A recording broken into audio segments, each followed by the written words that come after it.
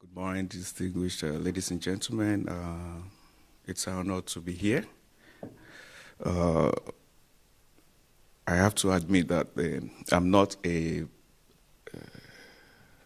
cultural diplomatic specialist, but I've been so humbled and honored by the invitation in the first instance, and because it gives me the opportunity to give a few perspectives on not just on the problems of Africa or facing us in Africa, rather how we can advance on the achievements of the last 20 years. So I had the opportunity to make a choice of topic myself, and I chose to speak on media diplomacy and vocational education in Africa. So unfortunately, the time hadn't permitted me to make a formal PowerPoint presentation for the symposium lecture. So I made a brief speech, which I hope you to interrupt me anytime if you hadn't understood anything, or so that we flow together. So once again, it's an honor to speak on cultural diplomacy before experts. And I started by going a little bit into cultural diplomacy, the way a layman will understand it, to being a derivative of culture itself, which is a system of shared beliefs, values, and practices by a group or subgroups in a geographical environment. And this transcends generations and occasionally borders. In recent times, there has been a wave of new cross-border and common interest-based popular cultures, which is often not devoid of the controversies, and it is a determined departure from the classical definition and understanding of culture. So because we see nowadays that classically, culture has been defined as being from a cluster group of people, of their shared values over the centuries, and the desire to go ahead with this culture and defend this culture from outsiders or from outside influences. So, but in the last 20 years, we see that definition of culture has been internationalized. This broader thing is being broken down, and gradually, cultural definition of certain norms could no longer be a prerogative of a certain group. The basis of CD, that is cultural diplomacy, is one of direct communication with foreign people with the aim of affecting their thinking and ultimately that of their governments. CD, therefore, can be seen as a set of activities directed abroad in the fields of information, education, and culture. And the objective is to influence a foreign government by influencing its citizens. It is a soft power, and a CD practice makes it possible to achieve maximum positive image through convincing rather than coercion of payments. Through CD, it becomes relatively easier for a nation to obtain goodwill in another country. And this one we can see, I'm sure there's nobody sitting down here who doesn't know Goethe Institute. It is a German establishment, it's a cultural group, and it operates worldwide. And this has helped to accentuate the positive image of Germany in almost every country on this globe. And if people in Burundi or Ghana could have benefited in one way or another from Goethe Institute, then the positive image of the country where Goethe Institute comes from is definitely projected. Not until recently, after the fall of, that is the beginning of the 90s, the late 80s, as the invaluable relevance of cultural diplomacy come to the forefront of international politics, peace and conflict resolution. The need to create an informal ad hoc basis to counter increasing international conflicts has forced the hands of international diplomats and policymakers to adopt non-confrontational principles of cultural diplomacy. In this way, many conflicts have been stopped from escalating. Nations have hitherto made maximum use of their cultural, diplomatic, economic, and political institutions as means of communicating their cultural policies abroad. And over the years, cultural diplomacy has become a form of international communication. Having said this, if cultural diplomacy is the machine for mutual communication, democratization, economic development, human rights, through which conflicts could be resolved without armed confrontation, then it will be correct to assume that a functional, people-driven, value-based, and non-ideological public media is the oil that drives this machine. In this way, I am trying to accentuate the real importance of public media that is people-driven, not based on any ideological left or right or center, in projecting the interests of a certain cultural interest of a certain group of people. So, because nowadays we see that communication is becoming global, and the language is not often defined. So, and I think people have actually come together by communicating, talking with more another. They've been able to understand more of what the other is doing. This has increased confidence among peoples in the world, and it is really difficult to really put a percentage, statistics of what cultural diplomacy has actually achieved. Mariette Schaake, she is a Dutch member of the Dutch Liberal Party in Holland, presented a paper in December of 2010 on cultural diplomacy, and she went a little bit further to declare that culture actions are used to foster democratization, participation, development, education, human rights, and freedom of expression. Culture is increasingly being recognized as a vehicle to accomplishing other goals that are more value-oriented. By linking it to common values such as democratization, human rights, and freedom of expression, cultural diplomacy is the extension becoming a value-oriented terminology which is beyond a particular country. As I mentioned earlier on, you don't have to be an expert to practice or to project your culture. You only need to be self-confident and know exactly what your culture is all about, and you'll be so fascinated that a lot of people want to know more about you.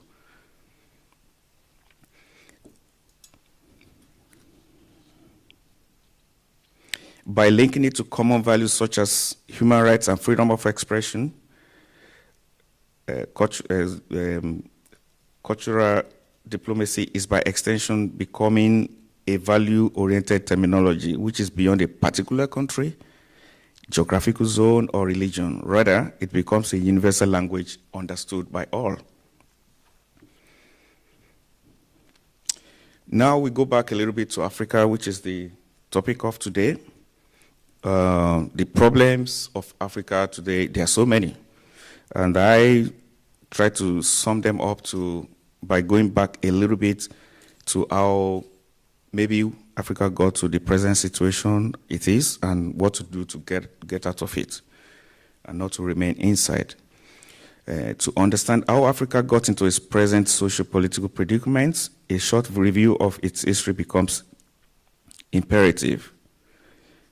Regarded as the most divided continent in the world, Africa has a population of over 930 million in 54 fully independent and 9 non-sovereign states.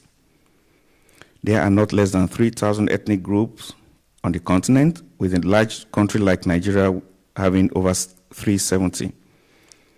Over 2,000 different languages are spoken, and the dividing lines between cultures and religions in Africa do not match national borders, but rather occur across and within states, thereby creating a complex socio-political environment, a condition dating back from the Berlin Conference. So in this situation in Africa, as I'm sure we Africans know, is that the acceptance of national demarcations is limited. So because you might have somebody of your culture, of your tribe, of your religion, just a few kilometers away, who happen to live in the next country. So, but people have over the years refused to be demarcated by natural borders, as was dictated or as were dictated during the Berlin Conference. So in spite of the natural borders that we have in Africa today, it has been a blessing because people have ignored them and been able to interact with one another regardless of this border, but it has also been a cause because it has been a point of conflict over the years. At the time of the conference, 80% of Africa was under traditional and local control. Then Africa was divided into 50 irregular nations. This new map of the continent was superimposed over the 1,000 indigenous cultures and regions of Africa. The new countries, they lack the rhyme or reason, and they really did not understand how to get along with one another. So, at this point, I want to mention that to understand, to compare the use of terms in this lecture, media diplomacy should not be confused with the use of media in diplomacy or the impact of media on diplomatic practices. It should equally not be seen to be the same as mainstream media practices. The first two terms refer to classical diplomatic practices between nations. Mainstream media, on the other hand, is currently in the process of defining itself. Mainstream media, we know, is the classical newspapers, print, and all those things. And we also know that a lot of newspapers are closing down right now because of challenges being posed by access to information or news on the internet, which is global and instant. In this context, or the context of this lecture, I want to define media diplomacy or digital diplomacy as the aspect of cultural diplomacy powered by digital internet communication and the potential this offers to practitioners of cultural diplomacy in Africa.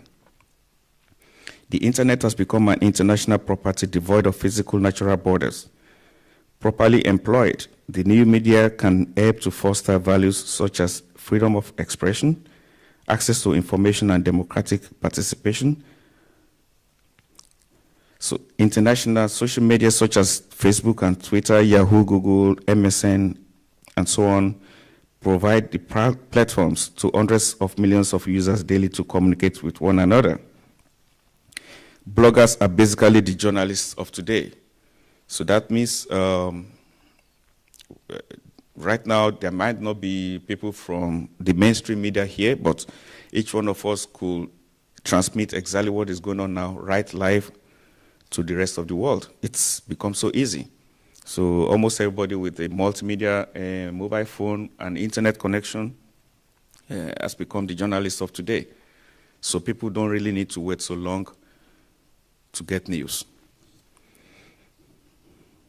This is the new reality of communication and expression, which has brought immeasurable benefits. For example, thousands of people across Arabic nations were able to accentuate their aspirations for more freedom, resulting in the overthrow of many dictatorial regimes. So, the first part of the discussion we devote to how the benefits of internet communication will help Africa to accelerate its various declared development objectives. The other part deals with the relevance of high-quality vocational education and the potentials this holds for the continent.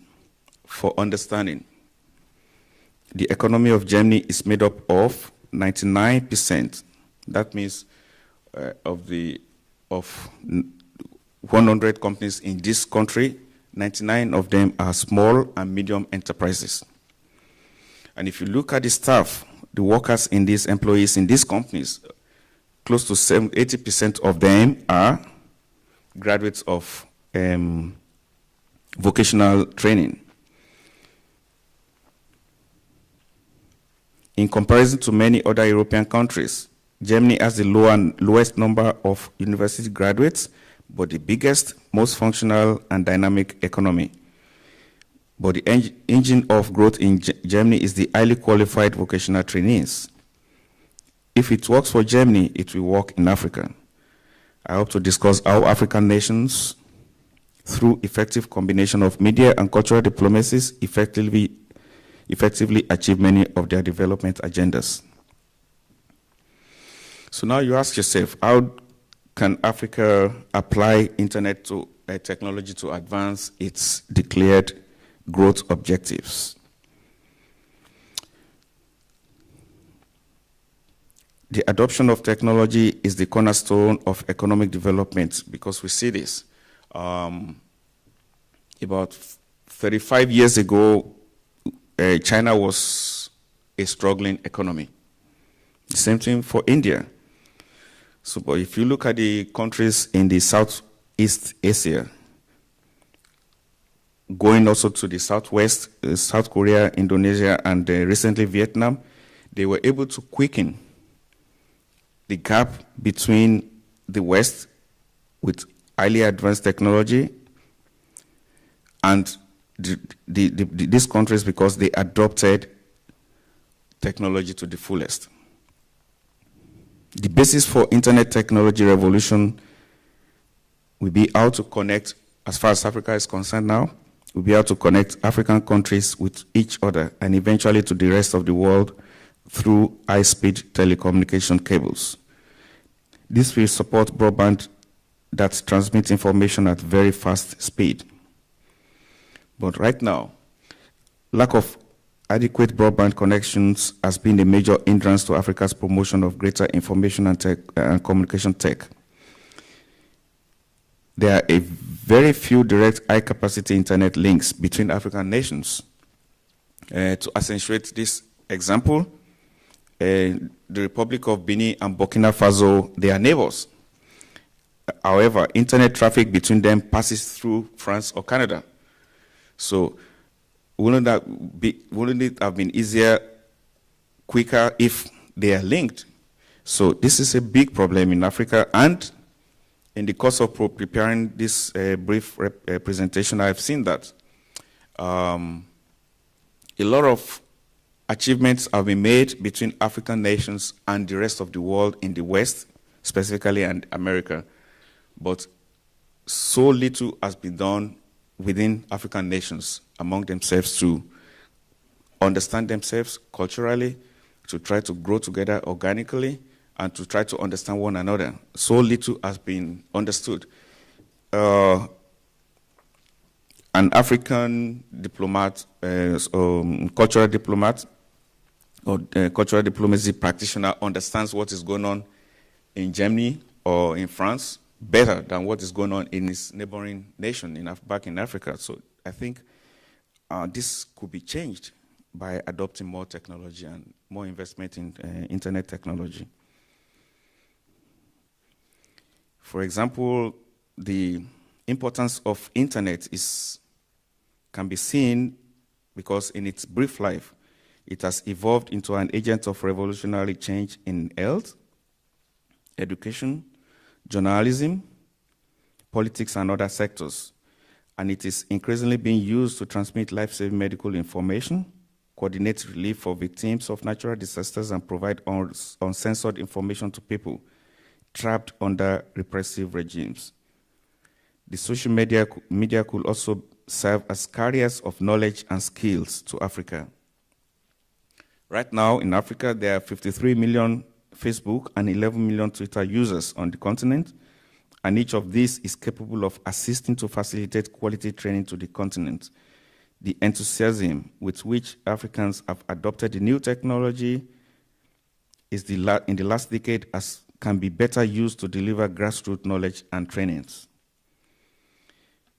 The same development happened in mobile telephony connectivity.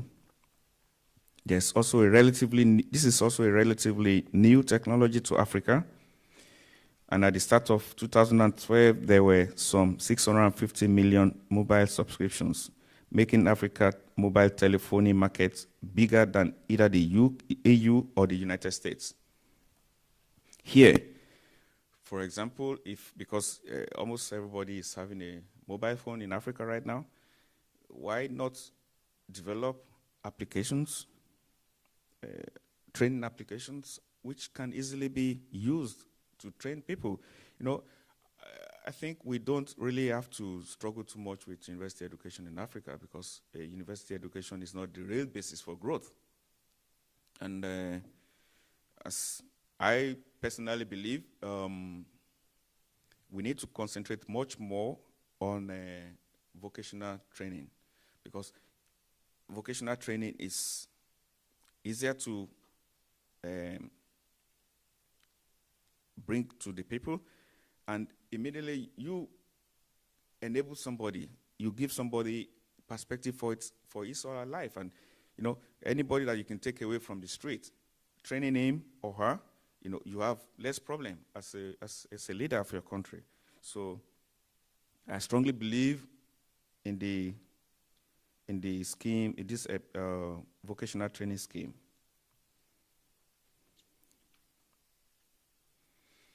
Following the initiative of Max Planck Institute of Germany here in Berlin, that is the third aspect of information dissemination or information enablement that I believe strongly. To promote unrestricted and open access to scientific knowledge and cultural heritage. The initiative was from Max Planck Institute of Berlin, of Germany. That means right now, a lot of scientific and academic institutions in Germany and all over the world, they are right now willing to share knowledge. So if they are willing to share knowledge, is Africa ready to take this knowledge? You see, we have to make use of more use of what is available to us free of charge in Africa. We don't always have to pay for a lot of things, what you can get free. And the giver is, at the moment, a willing giver. So I believe that such opportunities must be fully utilized. Technical skills in, for example, automotive engineering and electronics, mechatronics, mechanized agricultural competence, etc., could be transported digitally to African nations and help it to expand in its capacity building.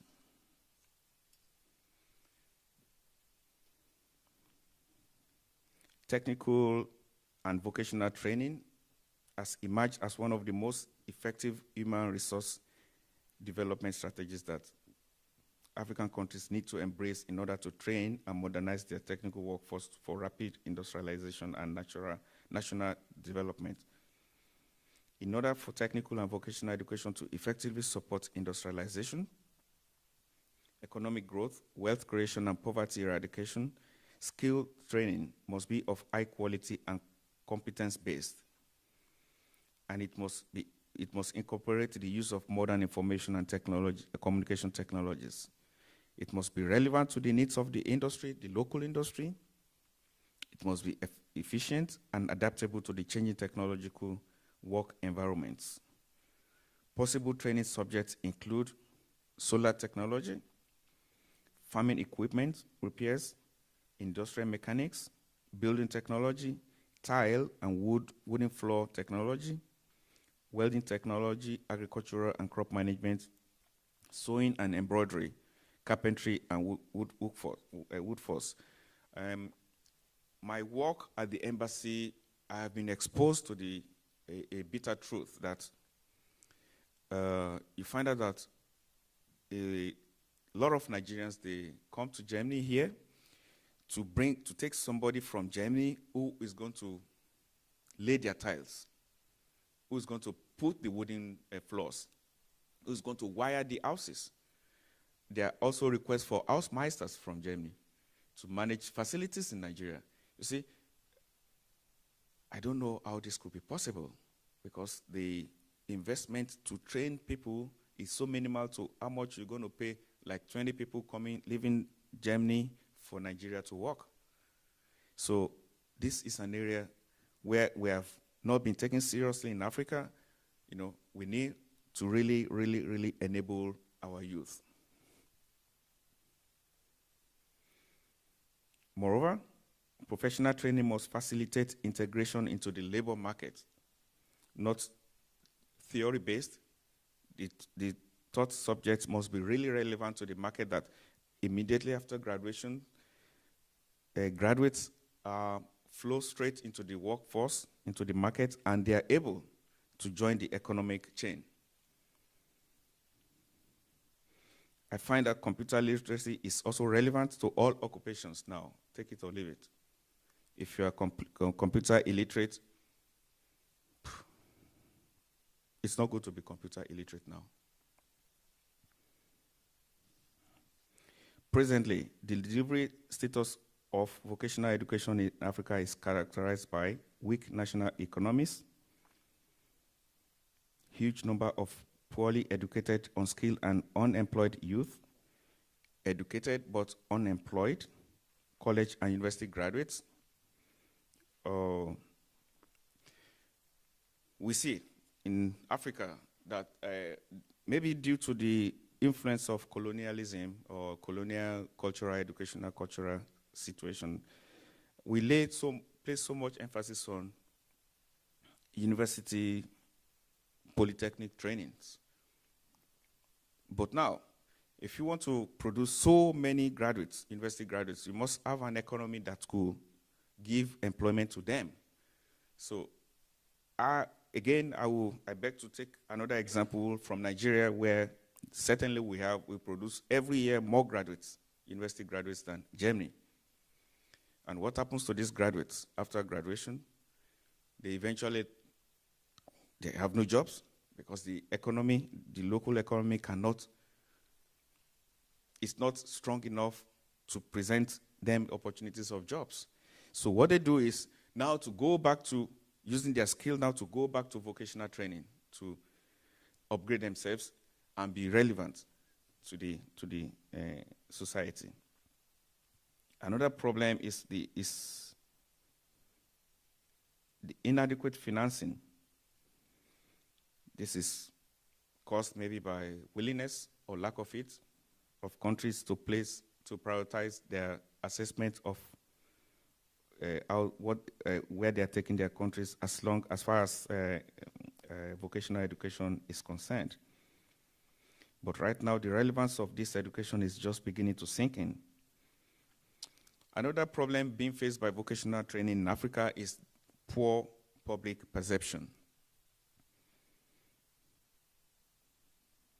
Vocational education graduates are generally viewed as lowly and irrelevant. This attitude has to change in future. In this regard, I would like to suggest a rethink in the approach to vocational education planning. Many countries have chosen the way of expending millions of dollars on sending trainees in many areas of vocation to Western European countries, only to get back to Africa and become redundant after completion of their programs. The reason for this is the unavailability of necessary training facilities and a different work environment back at home. This practice is unsustainable.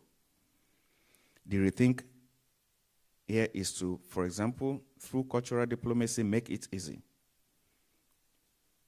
possible and attractive for foreign trainers to travel to Africa and assist in training the locals.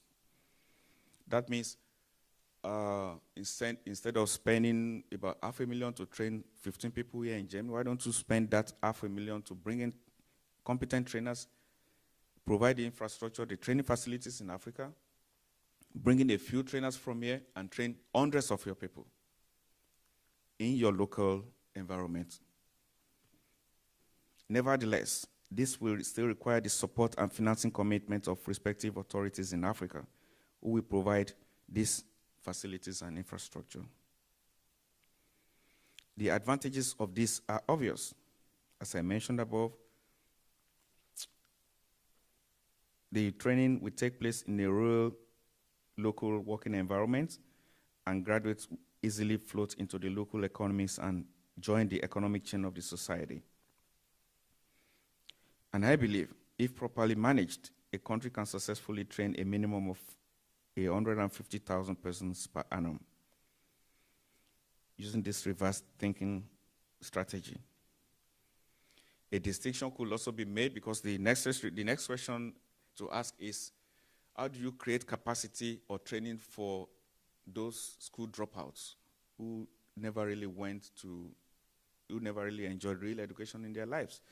But we have to distinguish between professions with advanced pre-requirements of skill and those with minimum requirements. But in whichever way, beneficiaries will have received high-quality training. Let us not forget that a ready availability of highly trained local working strength in combination with other factors is one of the reasons for new investments, foreign investments in a country. For example, a small company, a German company trying to go to Nigeria to invest, really wants to know how much is it going to cost me to produce in Nigeria. Now, if I take a set of machines worth $5 million or euro to Nigeria or anywhere in Africa, do I have competent people who can man these machines? You know, so it's a major factor of determination of where to invest. So if a country is able to offer foreign investors local, well-trained local personnel, be sure that new investments will come, because every company is always looking for a place to produce cheaper.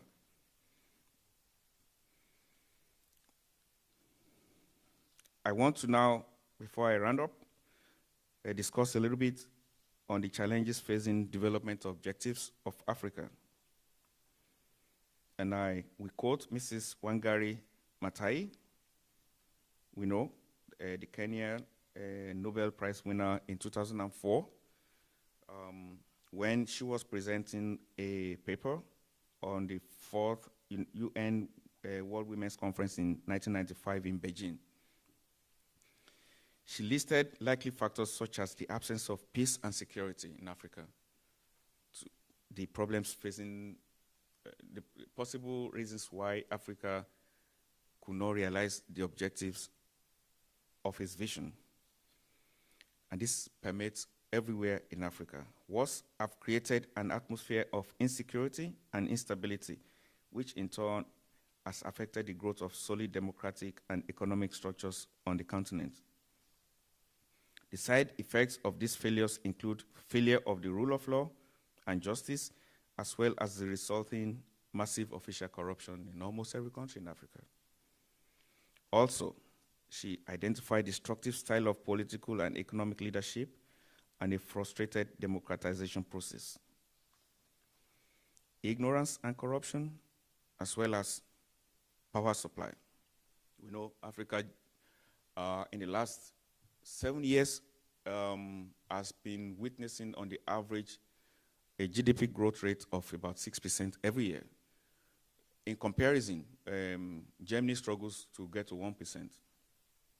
So if a continent or if a country can grow at 6% regularly, constantly for a couple of years, that means your requirement of energy supply is going up. That means you need massive investment in power supply, in the power sector, how to generate more electricity using natural resources that you have at your disposal, solar and others, water, thermal. Because as the economy grows, you need to develop your capacity in this respect.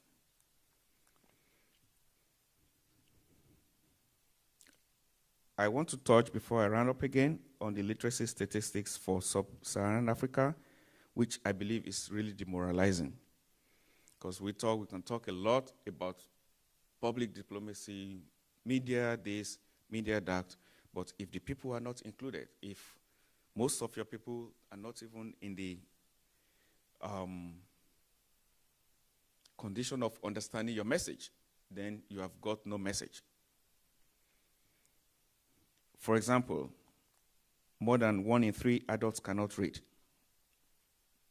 176 million adults are unable to read and write.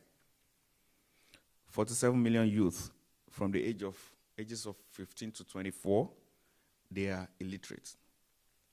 21 million adolescents are not in school, and 32 million primary school aged children are not in school as well. This is not good enough. But these figures may be discouraging at first glance, but a lot has been achieved in the last 20 years. Finally, two African nations, Nigeria and South Africa, are listed on the so-called Next 11. This is a list of the biggest economies by 2050. In order to live up to this international confidence, the continent needs to develop its own growth path and the instruments to chart the path. It is my conviction that concerted and serious investments in high-quality vocational and technical training schemes using basic social media and other intellectual and research open sources powered by digital technology will quicken the pace of achievements. In December 2011, The Economist published a special report titled Africa Rising. The magazine revised its labeling of Africa a decade earlier as the hopeless continent. Today, I join The Economist to pronounce Africa as the hopeful continent. Thanks for the audience.